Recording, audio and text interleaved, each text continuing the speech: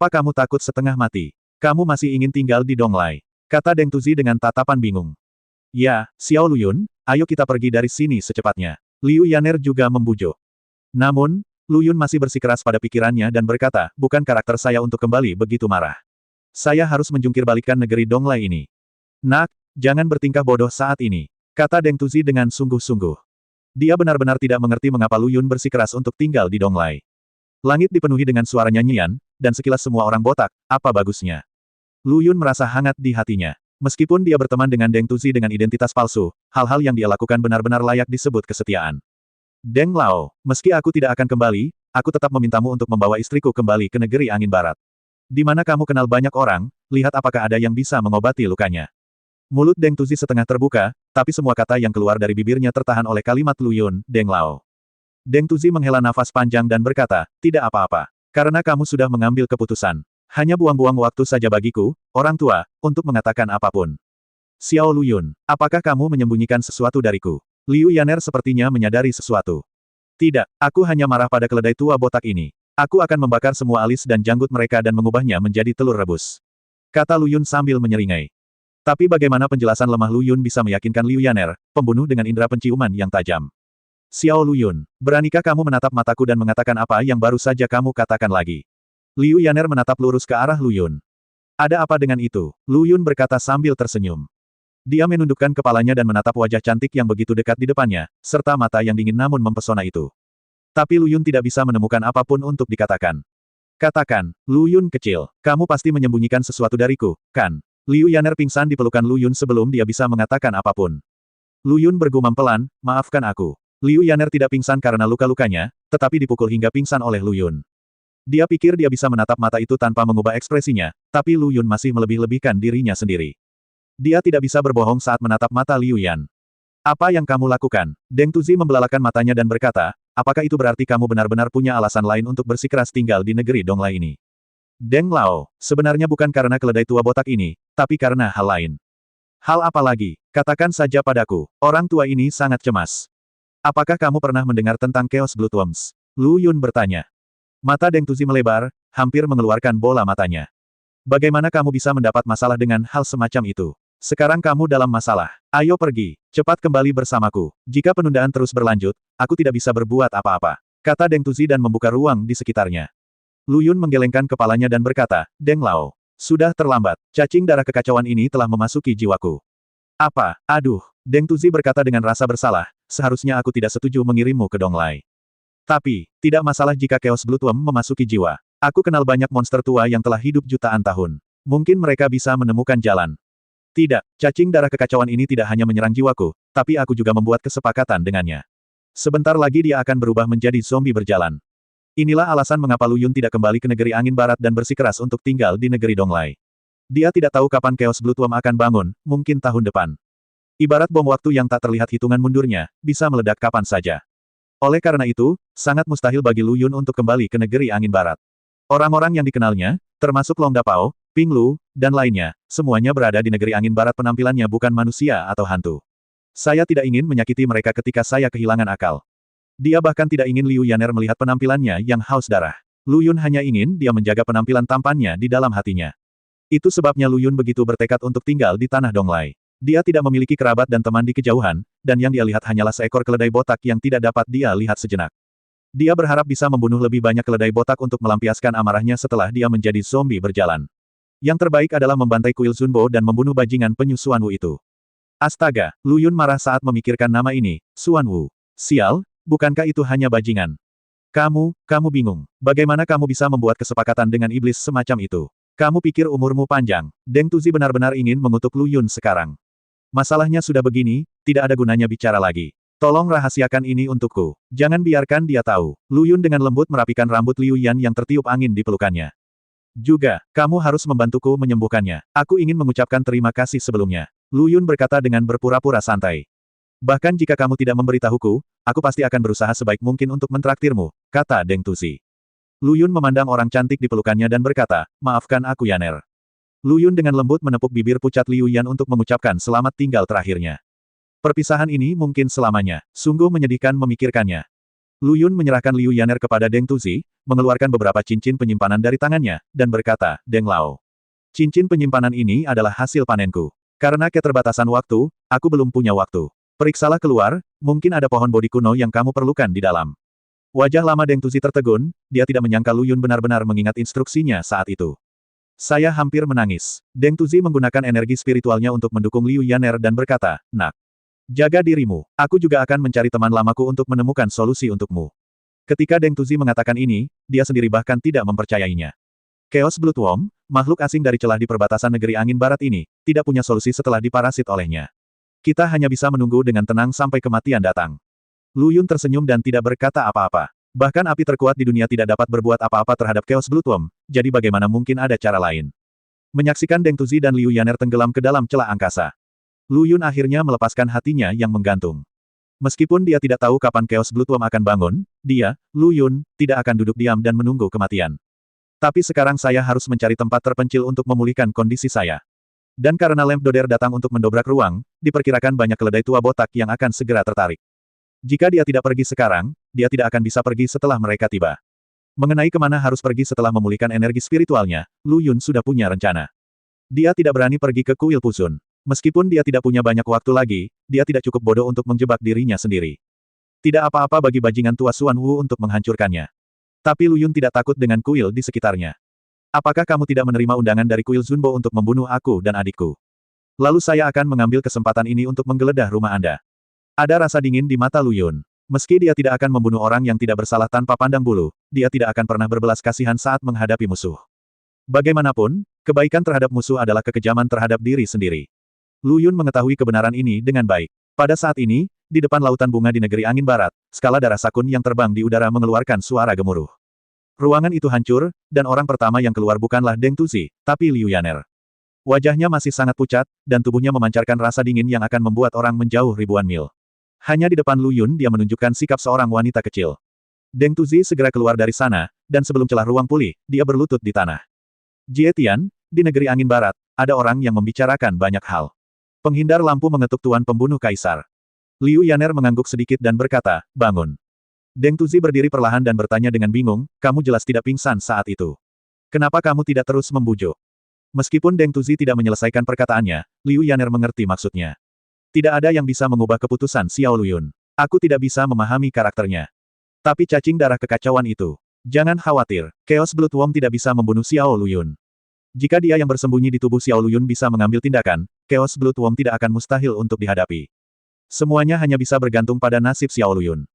Liu Yaner tiba-tiba memandang ke arah Deng Tuzi, dan sesaat Deng Tuzi merasa seperti ada cahaya di punggungnya, seolah ada pisau di lehernya. Izinkan saya bertanya, mengapa Xiao Luyun pergi ke Donglai? Hal ini juga yang meresahkan Deng Tuzi setelah itu, ia mengetahui sebab dan akibat dari Long Dapao dan lainnya. Pada saat ini, dia memberitahu Kill Emperor semua yang dia ketahui.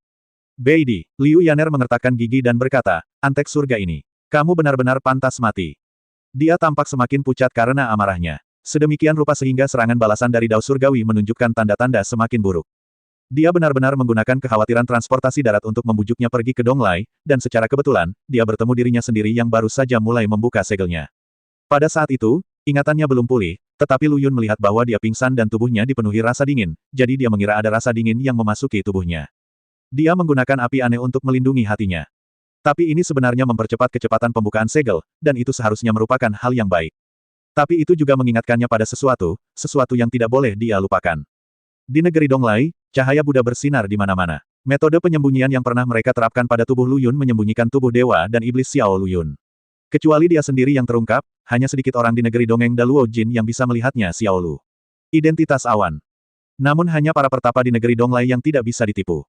Liu Yaner, yang mengingat kejadian ini, hanya punya satu pikiran saat itu, untuk menemukan Lu Yun dan membawanya pergi dari negeri Donglai secepat mungkin. Tetapi pada saat itu, segelnya hanya rusak sedikit, dan Liu Yaner masih belum dapat sepenuhnya memahami tubuhnya dan gelombang kekuatan di tubuhnya. Hal itu menyebabkan situasi menjadi tidak terkendali dan membunuh dua dewa emas Arhat dengan kejam. Kemudian, kesadarannya terdiam lagi, dan ketika dia bangun lagi, itu adalah adegan ketika Xiao Luyun ditekan oleh Xuan Wu. Merasakan bahwa Xiao Luyun dalam bahaya, dia tidak peduli dengan serangan balik dari surga, dan dengan paksa membuka segel Xiao Han, karena sedikit lagi, serangan balasannya akan melenyapkannya. Tapi bagaimanapun juga, dia masih meremehkan tekad Tian Dao untuk menyingkirkannya. Dia benar-benar menggunakan jalan surga yang rusak untuk menjatuhkan hukuman ilahi. Jika ini adalah masa kejayaannya, dia harus membunuh Dao surgawi ini. Liu Yaner mengepalkan tangannya erat-erat, seluruh tubuhnya gemetar.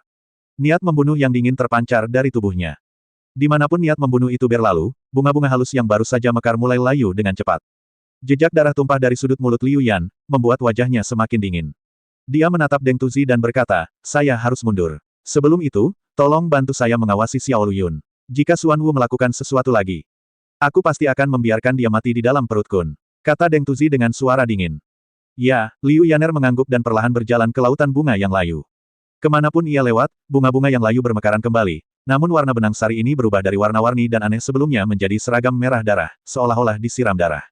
Saya tidak tahu bagaimana keadaan saudara perempuan lainnya. Saya harap tidak terjadi apa-apa lagi. Liu Yaner perlahan menutup matanya saat dia berbicara.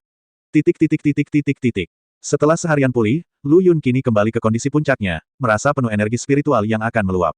Dia mengeluarkan peta dari cincin penyimpanannya, yang dia minta pada Lu Bian. Setelah meninggalkan kuil Zunbo, awalnya dia berencana pergi ke kuil lain untuk memeras uang dengan menggunakan identitasnya sebagai pembeli kota Tianqi. Sekarang sepertinya tidak perlu, pergi saja dan menggeledah rumah. Pada saat ini, Lu Yun juga menargetkan kuil yang tidak terlalu jauh darinya, kuil Zunzong. Biasanya, orang-orang di tahap akhir alam Tianling hanya membutuhkan setengah hari perjalanan untuk sampai ke sana, tetapi bagi Lu Yun, 1,5 jam sudah lebih dari cukup. Kuil Zunchong, kakekmu Lu Yun ada di sini. Sinar api melonjak ke langit dan menghilang ke langit. Saat dia muncul kembali, dia sudah berada di atas kuil kuno. Berani, siapa yang sombong? Tahukah kamu bahwa area di atas kuil Zunzong adalah area terlarang? Suara nyaring datang dari kuil Zunzong. Seekor keledai botak berjanggut terbang keluar dari kuil, kekuatannya masih mencapai kesempurnaan alam roh surgawi. Tangan Lu Yun diikat ke belakang punggungnya, dan pakaian di tubuhnya bergemerisik tertiup angin kencang, yang membuatnya tampak seperti seorang guru yang hebat. Apakah kamu kepala biara kuil Zunchong ini? Lu Yun bertanya. Siapa kamu? Siapa yang harus kuberitahukan padamu? Biksu berjanggut itu tiba-tiba berhenti di tengah kalimatnya. Butir-butir keringat menutupi dahinya yang berkilau. Dia bahkan lebih terkejut lagi di dalam hatinya karena anak laki-laki di depannya benar-benar memiliki sebuah domain, dan dia diselimuti di dalamnya bahkan sebelum dia menyadarinya. Jawab pertanyaanku. Suara Lu Yun tidak nyaring, tapi terdengar seperti guntur yang menggelegar di telinga biksu berjanggut. Kepala biara, saya diundang untuk menghadiri pertemuan Buddha di kuil Zunbo. Segera setelah dia selesai berbicara, biksu berjanggut itu mengeluarkan seteguk besar darah. Matanya melebar dan dia menatap pemuda di depannya dengan tidak percaya. Dia tidak tahu mengapa dia meninggal sampai kematiannya. Melihat tubuh biksu berjanggut itu jatuh ke tanah, seluruh tubuh Lu Yun terbakar dengan nyala api, berubah menjadi meteorit, dan langsung menghantam kuil Zunzong ke tanah. Baru saja mendengar ledakan, kuil Zunzong dibanjiri lautan api. Jeritan terus berlanjut, para biksu di kuil Zunzong tidak tahu mengapa mereka mengalami bencana seperti itu, dan mereka bahkan bertanya-tanya mengapa api yang mereka tangkap tidak dapat dipadamkan meskipun mereka telah berusaha sekuat tenaga. Anda hanya bisa membiarkannya tertelan. Lu Yun berdiri dengan tenang di tengah reruntuhan kuil Zunzong, mendengarkan suara ratapan yang datang dari segala arah, dengan ekspresi yang sangat acuh tak acuh. Beberapa biksu pemberani bergegas menuju Lu Yun dengan putus asa, tetapi dibakar menjadi abu oleh api yang berjarak 3 meter dari Lu Yun. Pada saat ini, di kuil yang dihormati ini, kemanapun api aneh itu lewat, api itu ditutupi oleh wilayah kekuasaannya.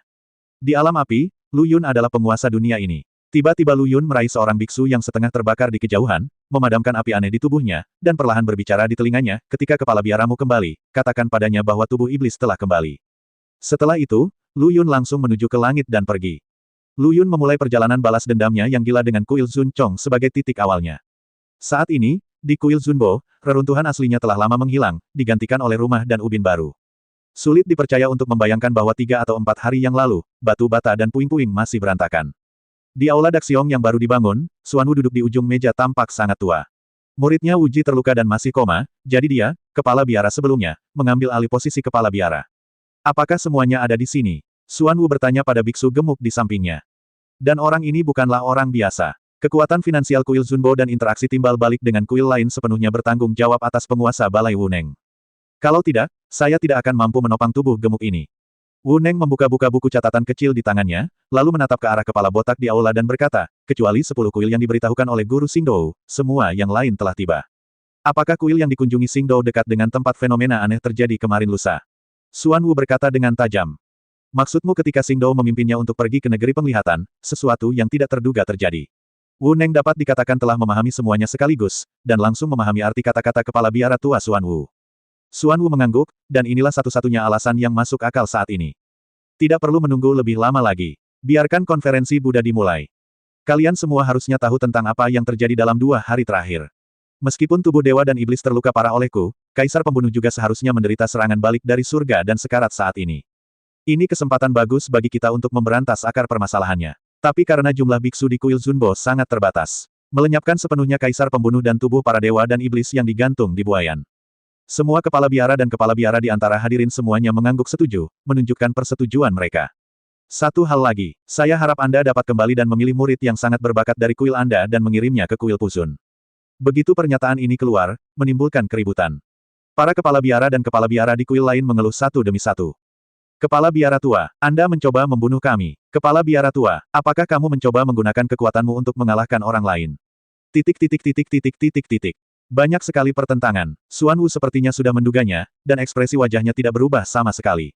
Setelah ketenangan kembali ke Aula Daxiong, Xuan Wu melanjutkan, Anda pasti telah melihat horoskop beberapa hari terakhir. Ying Huo menjaga hati, Chang Geng menemani bulan. Itu pertanda kemalangan besar. Ditambah dengan kemunculan para dewa dan iblis serta Kaisar Pembunuh, menurutmu apakah kemunculan 6 Kaisar Agung lainnya akan sangat jauh? Meskipun tanah Donglai kita selalu merdeka dari dunia, tidak mungkin kita bisa sendirian saat itu. Sebelum itu, kita harus meningkatkan kekuatan Sekte Buddha kita secepat mungkin. Saya tahu apa yang Anda khawatirkan, tapi tolong jangan khawatir. Tujuan merekrut murid Buddha yang sangat berbakat ini bukan untuk hal lain. Saya ingin memulai pagoda prajna terlebih dahulu untuk digunakan oleh murid-murid ini. Pernyataan tersebut sontak menimbulkan sensasi di kalangan penonton. Kepala biara di kuil lain sangat gembira, tetapi biksu terkemuka di kuil Zunbo mengerutkan kening dan tidak berani berbicara. Sebagai seorang pengikut agama Buddha, siapa yang tidak mengetahui bahwa pesona indah Buddha yang terkandung dalam pagoda prajna ini dan misteri agama Buddha telah berkembang selama masa hidup beberapa generasi guru besar. Namun, pagoda prajna selalu diperuntukkan bagi para biksu terkemuka di kuil Zunbo dan sama sekali tidak dibuka untuk umum. Hal ini juga yang menjadi salah satu alasan mengapa kuil Zunbo selalu berdiri dengan gagah di puncak semua kuil. Sekarang kuil Zunbo dibuka, itu berarti keunggulan bawaan ini hilang. Sebagai biksu terkemuka di kuil Zunbo, dia secara alami tidak mau, tetapi siapa yang menyuruh kepala biara tua Xuan Wu mengatakan ini? Bahkan jika mereka memiliki 10 keberanian lagi, mereka tidak akan berani mengatakan tidak. Xuan Wu memandang murid-muridnya yang ragu-ragu untuk berbicara, dan diam-diam menggelengkan kepalanya. Saya menghela nafas dalam hati, saat ini ketika agama Buddha berada dalam bahaya hidup dan mati, ia masih peduli dengan hal-hal sepele seperti itu. Murid-murid kuil Puzun benar-benar inferior satu sama lain. Tapi tiba-tiba dia melihat Lu Bian, yang menatap tajam ke samping. Sementara semua muridnya melakukan protes diam-diam terhadap keputusannya, dialah satu-satunya yang masih mempertahankan penampilan agung itu, dan rasa sayangnya pada junior ini tiba-tiba meningkat beberapa kali lipat. Tapi situasi sebenarnya adalah wajah Lu Bian sedang lumpuh saat ini.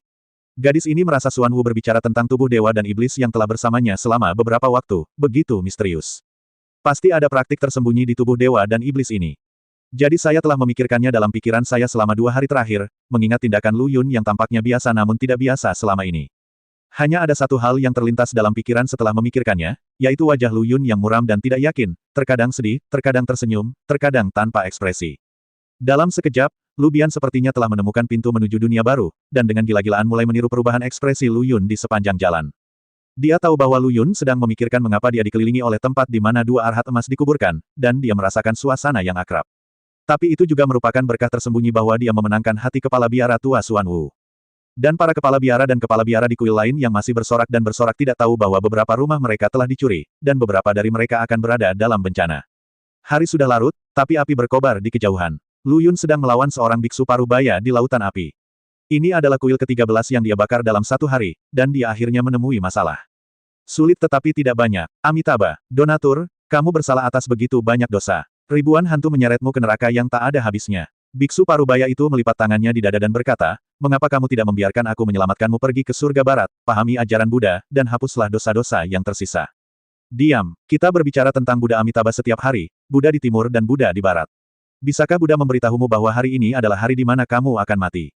Seluruh tubuh Lu Yun terbakar api, ikan yin yang menempel di tangannya, dan dia berkata dengan tegas. Sungguh lancang, kamu, seorang manusia, berani menyebut nama Buddha. Kamu akan mati. Biksu parubaya itu berteriak, dan dengan cahaya Buddha menyinari seluruh tubuhnya, dia mendatangi Lu Yun untuk membunuhnya. Kalau begitu aku akan mengirimmu menemui Buddha. Sudut mulut Lu Yun sedikit terangkat, memperlihatkan senyuman yang sedikit berdarah. Dengan lambaian tangannya, ikan yin yang itu terbang membawa api. Ikan yin yang ini terlihat bodoh dan tidak berbahaya bagi manusia dan hewan, namun kekuatan mengerikan yang dipancarkannya membuat biksu parubaya pun harus menyerah pada cahaya Buddha. Tidak mungkin. Bagaimana mungkin? Biksu parubaya itu melihat lubang berdarah di dadanya dan tidak dapat mempercayainya. Ikan kecil itu mengabaikan tubuh emas Budanya, dan nyala api langsung membakar organ dalamnya menjadi abu. Kembalilah. Lu Yun melambai, dan ikan yin yang melompat keluar dari tubuh biksu parubaya dan kembali ke tangan Lu Yun. Saudara senior Yun Hua, seorang biksu muda berlari mendekat, tetapi sebelum dia bisa menghubunginya, biksu parubaya itu terbakar habis oleh api yang aneh. Kamu iblis. Iblis. Biksu kecil itu memandang Lu Yun dengan ngeri. Lu Yun tidak menganggapnya serius dan berkata, "Ya, saya adalah iblis. Iblis yang diciptakan oleh kalian sekelompok keledai botak yang pengasih. Jadi untuk membalas kebaikanmu kepadaku atas reinkarnasi, aku memutuskan untuk mengirimmu menemui Buddha tertinggi, yang telah kamu percayai sepanjang hidupmu tetapi belum pernah kamu lihat. Ingat namaku. Namaku Lu Yun." Tubuh Lu Yun muncul kembali, sudah berada di pegunungan yang jaraknya puluhan ribu mil. Dia terengah-engah, matanya berkedip merah. Pembuluh darah di sekujur tubuh membengkak lalu pulih, seolah-olah ada serangga yang merayap di antara mereka. Bukankah seharusnya Chaos Blood Worm bangun secepat ini? Hanya 3 hari yang singkat telah berlalu, dan masih belum ada pergerakan dari orang di lautan kesadaran. Cacing darah kekacauan ini telah bangun. Seharusnya tidak demikian. Tiba-tiba Lu Yun menoleh, dengan ekspresi serius di wajahnya. Wei Hao. Energi pedang tajam menyerang dari kiri, Lu Yun mendengus dingin, dan energi pedang yang terbang di sekitarnya langsung menghancurkan energi pedang yang masuk. Seorang wanita mengenakan gaun biru muncul. Mata Lu Yun membelalak saat melihat penampilannya. Bukankah orang ini adalah kakak perempuan Cheng Xia yang telah mengejar istrinya sejauh ribuan mil? Dia terlalu jujur. Mereka mengejar mereka dari bagian tengah tanah Nima Donglai hingga utara tanah Donglai. Adapun itu, apa yang terjadi jika saya melihat istri saya sendiri tanpa mengenakan pakaian apapun? Salah. Bagaimana dia tahu dia ada di sini? Tanah Donglai sangat luas, bagaimana dia bisa menemukan dirinya? Lu Yun memandang Cheng Xia yang sedang berjalan ke arahnya. Langkah anehnya seperti boneka dengan setengah kaki lumpuh, kaku dan canggung. Ketika dia melihat mata merahnya, Lu Yun akhirnya mengerti bahwa Cheng Xia juga diparasit oleh Chaos Blood Worm. Tepat ketika Lu Yun tertegun, Cheng Xia tiba-tiba berakselerasi, dan ujung tajam berwarna hijau setinggi 3 kaki di tangannya langsung menuju tenggorokannya. Lu Yun mengelak dengan mudah. Meskipun dengan berkah dari Chaos Blood Worm, kekuatan Cheng Xia yang sudah sempurna di alam abadi surgawi telah meningkat beberapa poin. Meskipun tidak menakutkan seperti alam abadi emas Daluo, itu masih setengah dari kekuatan abadi emas dunia. Tapi bagi Lu Yun, itu masih belum cukup. Hanya saja Lu Yun tidak mengerti mengapa Chaos Blood Worm ini datang jauh-jauh untuk memburunya. Mungkinkah kebencian Cheng Xia terhadap dirinya sendiri sebelum kematiannya begitu dalam hingga mempengaruhi Chaos Blood Worm? Ide ini ditolak oleh Lu Yun sendiri begitu muncul. Sungguh konyol hingga dia sedikit penasaran mengapa dia memiliki ide yang begitu keterlaluan. Mungkinkah karena Chaos Blood Worms di tubuhnya? Dan keduanya tidak akan menjadi satu perempuan dan satu laki-laki. Lu Yun menelan ludah dan berkata, tidak ada yang bisa dilakukan untuk membunuhnya. Jika Cheng Xia terbunuh dan Chaos Blood Worm mengambil kesempatan untuk menggali ke dalam tubuhnya, kemungkinan besar Blood Worm ini akan menimpa jiwanya. Serangan Cheng Xia datang ke arah Lu Yun lagi. Lu Yun, yang tidak dapat menghindarinya, awalnya ingin memblokirnya dengan energi pedangnya, tetapi takut melukai Cheng Xia. Chaos Blood Worm memasuki tubuhnya sambil memanfaatkan darahnya. Lu Yun mengambil pedangnya dengan paksa. Keduanya melemparkannya seperti ini. Yang satu bertekad untuk dibunuh, dan yang lainnya bertekad untuk tidak dibunuh. Lu Yun berulang kali memikirkan peluang untuk melarikan diri, tapi dicegat oleh Cheng Xia. Meskipun dia tidak takut pada Cheng Xia dan bahkan dapat membunuh Cheng Xia dengan sangat mudah, akan sangat sulit baginya untuk melarikan diri dari tangan alam abadi emas setengah langkah tanpa melukai lawannya sama sekali. Lu Yun sekali lagi dipaksa terpojok oleh Cheng Xia. Aku berpikir dalam hati, ada kalanya aku disudutkan oleh seseorang. Dan aku harus menusuknya lagi. Tapi detik berikutnya, Lu Yun melihat Cheng Xia memotong lengannya dengan pedang. Jiwa tidak takut dalam sekejap. Apakah parasitisme begitu rumit saat ini? Apakah ibumu menggunakannya untuk melukai dirinya sendiri? Melihat lengannya yang patah dan menyemburkan darah hendak ditujukan padanya. Lu Yun tidak terlalu peduli lagi. Meskipun dia tidak punya banyak waktu lagi, dia tidak akan pernah membiarkan orang lain merusak tubuhnya dan ingin berhubungan seks dengan jiwaku. Tidak ada pintu. Lu Yun menggunakan kecepatan tangan tercepat dalam hidupnya, menyelesaikan segel dalam waktu hampir 0,01 detik, dan memindahkan dirinya ke dunia Flame Mountain. Bukankah kamu hebat? Apakah Anda akan menjadikan saya parasit meskipun Anda tidak merugikan diri sendiri? Biarkan saya melihat berapa banyak darah yang Anda buang untuk saya. Tapi detik berikutnya Lu Yun tercengang. Cheng Xia tertegun selama 2 detik, lalu tanpa tergesa-gesa mengangkat lengannya ke tanah, dan menekannya kembali, membuatnya sangat pas. Tidak ada tanda-tanda bahwa itu baru saja terputus.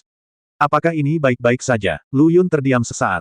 Cheng Xia terlihat berdiri di sana, dengan King Feng setinggi 3 kaki di tangannya bertumpu pada lengannya yang lain, mengarah ke posisi di mana Lu Yun menghilang. Lu Yun melihat pemandangan ini dan langsung tercengang. Apakah Anda berencana memercikkan darah ke wajah Anda segera setelah Anda keluar? Dia tidak pernah bermimpi bahwa dia akan diblokir oleh orang yang sama 2 kali di dunia Flame Mountain. Orang yang sama, 2 kali. Sayang sekali. Jika ini menyebar, reputasi Lu Yun akan segera hancur. Meski sekarang tidak jauh lebih baik. Tidak, Lu Yun menggelengkan kepalanya dengan gila dan berkata, saya sudah sekarat, bagaimana saya bisa masih hidup dan merasa sangat tertekan.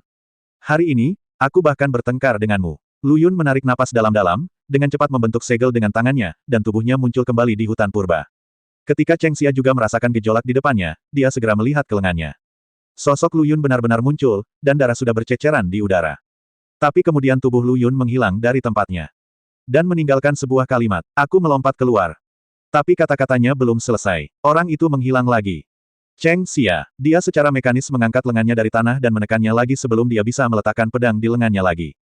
Sosok Lu Yun muncul kembali. Aku mundur lagi. Tangan Cheng Xia yang memegang pedang panjang tiba-tiba berakselerasi dan membunuh lengannya sendiri lagi. Namun sosok Lu Yun sudah menghilang. Ini membuat Cheng Xia marah. Dengan seluruh tubuhnya gemetar, dia mengangkat lengannya lagi dan menekannya kembali sambil meletakkan pedang tepat di lengannya. Kali ini akan berhasil. Tapi kali ini aku belum melihat siapapun, jadi aku mendengar suaranya dulu. Pukul aku. Dasar bodoh. Cheng Xia segera memotong lengannya terlebih dahulu hingga menyebabkan darah muncrat. Senyuman kemenangan muncul di wajahnya, akhirnya akulah yang cepat kali ini. 1 detik, 2 detik, 3 detik, sepertinya 1 menit hampir berlalu, tapi Lu Yun masih belum terlihat. Biarpun Chaos Bloodworm bisa menahan pendarahan untuk waktu yang lama, tubuhnya seperti Cheng Xia tidak bisa. Wajahnya sepucat kertas, dan tubuhnya mulai tidak stabil. Saya tidak punya pilihan selain mengangkat lengan saya kembali dari tanah dan menekannya kembali. Cheng Xia takut jika alirannya terus berlanjut, dia mungkin akan bersendawa. Saat ini, Lu Yun sudah berguling-guling di lantai sambil tertawa di dunia Flame Mountain. Dia baru saja secara tidak sengaja menemukan bahwa di dunia Flame Mountain ini, hanya suaranya sendiri yang bisa disebarkan, dan tidak ada yang bisa pergi. Baru kemudian adegan itu terjadi begitu saja, hanya suaranya saja yang terdengar, namun tidak ada seorang pun yang terlihat. Saat ini, Cheng Xia benar-benar berbicara. Tubuh para dewa dan iblis. Bagaimana kalau kita membicarakannya? Suaranya kasar dan tidak menyenangkan, sangat berbeda dari suara asli Cheng Xia. Namun, Lu Yun sangat familiar dengan suara ini persis sama dengan suara di kepalanya.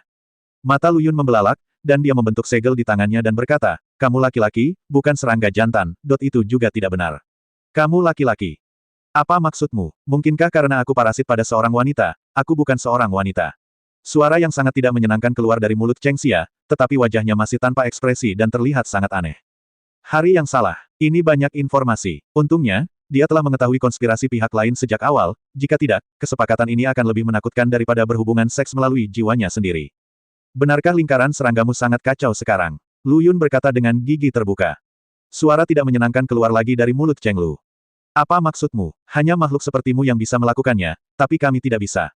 Hei, benar sekali. Itu membuatku merinding. Perilaku Gei sangat jujur dan berapi-api. Ini benar-benar pertama kalinya aku melihat Lu Yun. Meskipun benar Lu Yun telah melihat banyak hal aneh. Tapi setidaknya mereka tahu cara menjadi licik. Menjijikkan. Saat kalian bertarung satu sama lain, aku tidak melihat ekspresi menjijikkan di wajah kalian yang disebut sebagai pemenang. Mereka hanya bersemangat. Lu Yun. Kali ini giliran Lu Yun yang bingung. Kamu sudah melakukan ini sejak lama dan kamu bukan Gei. Cheng Xia. Dia terdiam lama sebelum mengucapkan sepatah kata pun. Kami di lingkaran serangga malu pada diri kami sendiri. Kamu benar-benar pandai bermain. Saya harus mengakui ini. Kalimat ini kembali membungkam Lu Yun. Setelah upaya Lu Yun, dia berhasil kehilangan wajahnya di lingkaran serangga. Suasana terasa canggung untuk beberapa saat. Jadi, apa yang ingin kamu bicarakan denganku? Lu Yun adalah orang pertama yang memecah suasana aneh itu. Biarkan aku memasuki jiwamu, bunuh makhluk itu, dan telan dia. Di mana ratunya? Lu Yun bertanya. Memberi jalan. Jangan lagi memberi jalan. Lu Yun. Emosi, kamu ingin menempati sarang burung murai. Bunuh orang ini di dalam jiwaku, lalu kamu dapat mengambil alih tubuhku untuknya. Suara terkejut keluar dari mulut Cheng Lu. Sudahkah kamu menebak semua rencanaku yang cermat? Lu Yun. IQ ini jelas merupakan orang bodoh kedua di antara Chaos Bloodworms. Datang dan beritahu aku. Manfaat apa yang bisa kudapat dari apa yang disebut transaksimu ini? Lu Yun berkata tanpa berkata-kata. Bukankah suatu kehormatan besar bisa diparasit oleh paman ini? Oh, ini pertama kalinya Lu Yun bertemu seseorang yang lebih sok darinya. Dengar, apakah ini pembicaraan manusia? Kembalikan kejayaan tenaga kerja dan modal. Tuan muda, saya masih tubuh dewa dan iblis. Siapa yang kuberitahu? Jika dia tidak takut pihak lain akan mengambil kesempatan untuk menjadikannya parasit, Lu Yun akan keluar dan membunuh pihak lain. Tapi kalau bukan karena takut diparasit, faktanya, Lu Yun tidak akan bersembunyi di dunia Flame Mountain. Lu Yun menekan dorongan hati dan berkata, kalau begitu, itu tidak baik bagiku. Mengapa aku harus membiarkanmu menjadi parasit padaku? Paling buruk, itu hanya membuang-buang waktu. Tunggu sampai cacing darah yang kacau di jiwaku bangun. Ambillah sekujur tubuhku dan keluar lagi. Bunuh kamu. Apakah kamu mengancamku? Cheng Xia mengeluarkan suara marah. Aku tidak mengancammu. Aku hanya menyatakan fakta. Kamu bahkan tidak bisa mengalahkanku sekarang, apalagi aku setelah diparasit oleh Chaos Bloodworm. Tidak masalah mengalahkanmu 10 kali. Lu Yun berkata dengan marah, hanya ada 2 jalan di depanmu sekarang. Lari cepat, lari sejauh yang kamu mau. Hal kedua adalah meningkatkan kekuatanmu selagi dia masih terjaga. Lalu, bertarunglah dengannya. Kalau begitu biarkan aku memasuki jiwamu sekarang dan melahap jenisku. Kata Cheng Xia, kalau begitu masalahnya kembali ke awal ya. Tidak ada manfaatnya sama sekali. Tidak peduli siapa di antara kalian yang memparasitasiku, aku akan mati. Kenapa aku harus mati di tanganmu? Biarpun kita bersama selama sisa hidup kita, aku tidak akan memilihmu. Cheng Xia mengangguk sambil berpikir dan berkata, inilah yang kalian manusia sering sebut sebagai cinta yang bertahan lama. Meskipun tidak ada yang salah dengan penafsiran Chaos Bloodworm, Lu Yun merasa sangat canggung saat mengucapkan kata sentimental yang bertahan lama ini di mulutnya. Jadi, sekarang kamu hanya memiliki 2 yang saya sebutkan, jadi cepat pilih salah satu.